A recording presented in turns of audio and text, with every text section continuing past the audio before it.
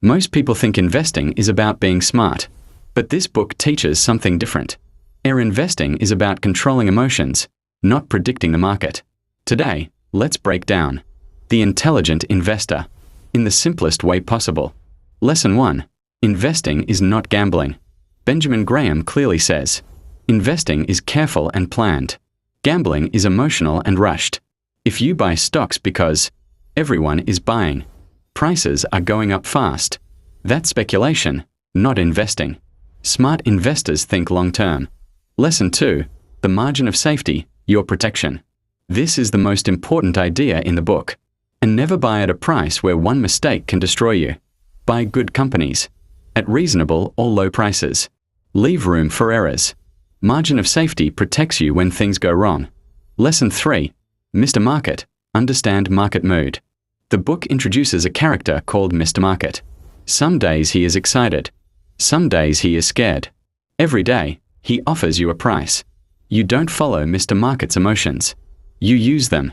Buy when he is afraid. Be careful when he is greedy. Lesson 4. 2 types of investors. Defensive investor.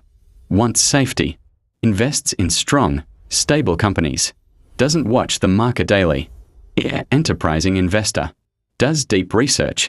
Looks for undervalued stocks. Accepts more effort and risk.